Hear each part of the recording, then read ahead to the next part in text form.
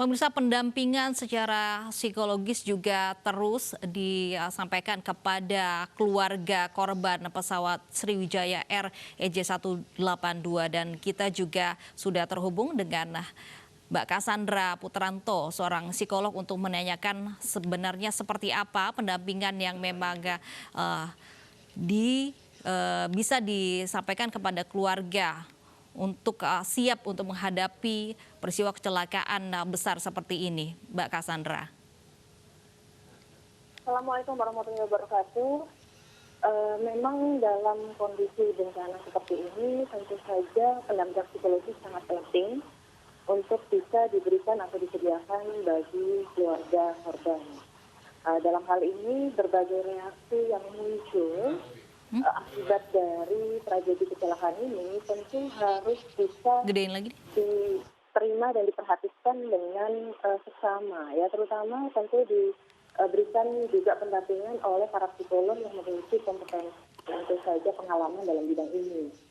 Umumnya para keluarga korban ini akan melalui berbagai fase yang tentu saja harus bisa diatasi dengan baik, ya, di organisasi dan dikelola dengan baik agar jangan sampai justru menambah menjadi secondary trauma. Dalam hal ini umumnya korban keluarga pasti akan mengalami fase-fase mulai dari kaget, kemudian mungkin ada fase denial, menolak kenyataan, mungkin juga kemudian marah, lalu kemudian bergabung, sampai kemudian akhirnya bisa menerima. Nah, proses ini tidak sama pada setiap orang, yang tentu saja setiap fase tersebut bisa jadi ada berkepanjangan atau mungkin ada ledakan emosi dan mungkin juga ada kondisi-kondisi lain. Nah, dalam hal ini tentu akan sangat penting sekali bagi seluruh masyarakat untuk bisa menunjukkan empati dan simpati yang sedalam-dalamnya dan setinggi-tingginya, terutama untuk tidak menyebarkan foto-foto korban atau berbagai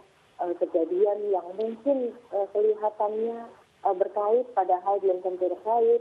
Saya melihat banyak sekali di media sosial beredar baik foto maupun video atau mungkin komentar-komentar yang sangat tidak bijaksana, yang ini tentu akan sangat menambah beban bagi keluarga korban. Nah, para psikolog yang dilibatkan, tentu saja kami dari Ikatan Psikolog Klinis Indonesia itu juga berharap untuk bisa terlibat dan membantu, terutama terhadap keluarga korban. Nah, dalam hal ini diharapkan agar masyarakat juga bisa menahan diri untuk tidak menebarkan berita-berita yang bisa berpotensi menimbulkan secondary trauma bagi keluarga korban atau bagi masyarakat luas.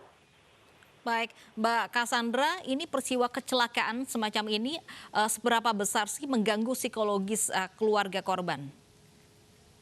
Tentu saja sangat besar, ya, karena ada kondisi kaget, ada kondisi tidak percaya, dan ada kondisi di mana kehilangan ini adalah proses yang tentu tidak bisa diterima karena kejadiannya, lalu kemudian kehilangannya begitu mendadak.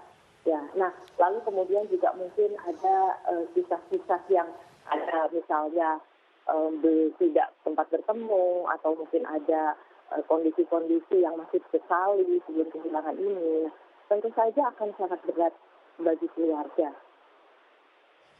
Baik, Mbak Cassandra, ditahan sebentar, kita akan baik.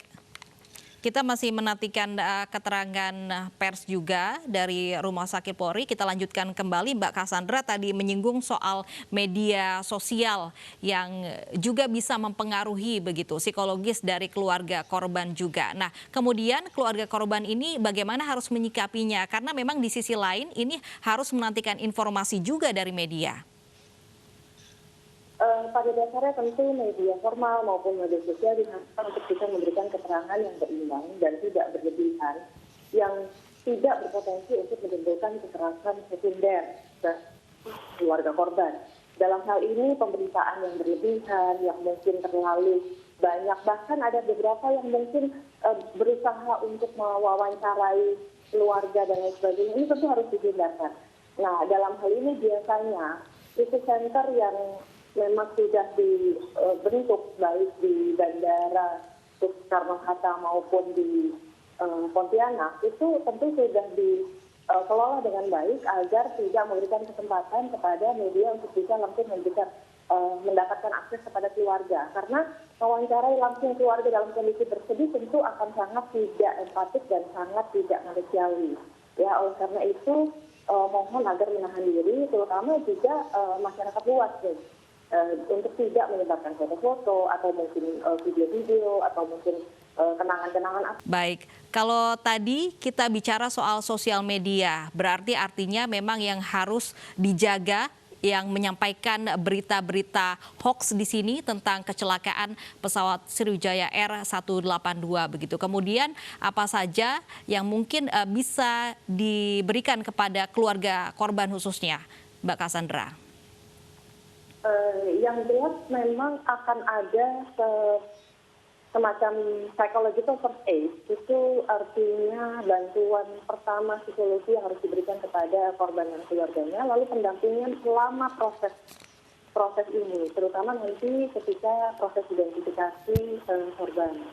Nah, dalam hal ini tentu saja sekali lagi bukan hanya media sosial, tetapi juga banyak media formal yang ternyata masih melanggar kode etik penyiaran, ya, terutama ketika mewawancarai keluarga korban, kemudian menyebarkan berita-berita tentang korban dengan tulisan-tulisan yang mungkin tidak etis.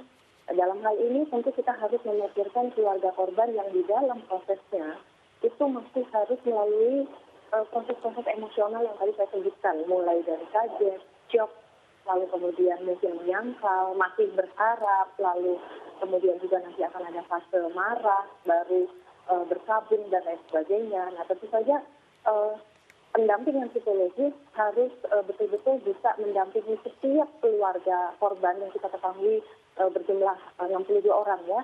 Nah, setiap keluarga korban ini harus didampingi dalam proses identifikasi dan proses menghadapi kejadian bencana ini secara berkesinambungan. Minimal tentu dalam waktu 3 bulan ini harus ada pendampingan yang secara kontinu. Baik ya, ini penting juga tadi disampaikan Mbak Cassandra begitu, kita harus menjaga kode etik begitu, yang informasi yang disampaikan yang mungkin saja didengar oleh keluarga korban. Kemudian apa-apa saja kata-kata kemudian visual yang bisa kita jaga agar tidak menggugah emosional dari keluarga korban, Mbak Cassandra. Ya, biasanya menyebutkan beberapa kata-kata yang mungkin tidak tepat, ya, lalu kemudian juga bisa membangun visualisasi atau imajinasi yang juga akhirnya menjadi tidak tepat. Terutama adalah juga memberikan foto-foto, apalagi kalau ternyata foto-foto itu adalah bukan foto-foto yang dari kejadian ini. Artinya foto yang dari kejadian ini ataupun dari kejadian lain dengan tujuan untuk membangun persepsi, apalagi untuk tujuan mengumpulkan like dan subscriber dan lain sebagainya, tentu sangat tidak etis. Ya, di banyak negara lain, terutama sebenarnya saya ingin menyampaikan bahwa mungkin sudah saatnya di Indonesia juga sudah dibuat sebuah aturan yang jelas untuk larangan ini, karena di banyak negara lain itu justru dilarang untuk memberikan atau mengeksploitasi berita. Ya, bahkan ada dendanya dan ada sanksi pidananya. Nah, dalam hal ini tentu harus dipertimbangkan juga bahwa di Indonesia tentu harus bisa dilakukan edukasi yang baik kepada masyarakat, dan tentu saja harus ditegakkan ketentuan dan aturan untuk tidak melakukan itu. Karena justru kita harus bisa menjaga diri dan menjaga kondisi emosional keluarga korban untuk tidak menjadi lebih beban dan kemudian menjadi lebih trauma. Seperti tadi saya sudah katakan, seringkali justru pemberitaan baik yang tertulis maupun yang audiovisual itu justru banyak memberikan trauma sekunder kepada keluarga korban. Baik, oke. Mbak Cassandra, ini terkait pencarian dari keluarga korban juga ini kan membutuhkan waktu lama begitu. Dan juga keluarga juga harus memberikan data-data informasi begitu. Bagaimana ini agar memang memberikan kekuatan kepada keluarga untuk mungkin menantikan kepastian dari keluarganya?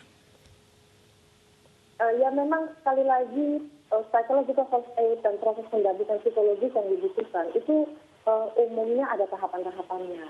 Yang tentu saja juga harus melihat dari kondisi psikologis dari keluarga korban. Nah, dalam hal ini ada proses untuk memberikan perhatian, kemudian juga mendengarkan, lalu kemudian memberikan atau memenuhi kebutuhannya, baik mungkin makan, minum, tidur, istirahat, dan lain sebagainya.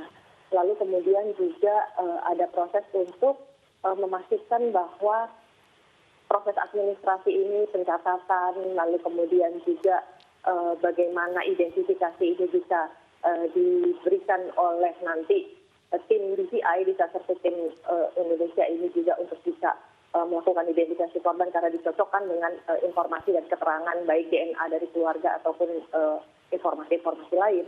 Yang tentu saja semua proses ini harus betul-betul hati-hati dari awal itu. Tentu ada proses assessment dulu untuk mengetahui bagaimana kondisi keluarga korban, lalu kemudian juga memberikan berbagai perhatian-perhatian dan standar yang harus diberikan kepada keluarga korban sesuai dengan standar prosedur yang berlaku. Itu alasannya juga mengapa tim yang diturunkan untuk mendampingi proses pendampingan psikologi terhadap korban ini harus memperoleh briefing, yang harus memperoleh pemberitahuan, dan tentu saja dipastikan bahwa setiap petugas psikologis yang akan bertugas tentu memiliki keterampilan yang sesuai dan mampu untuk mendampingi korban.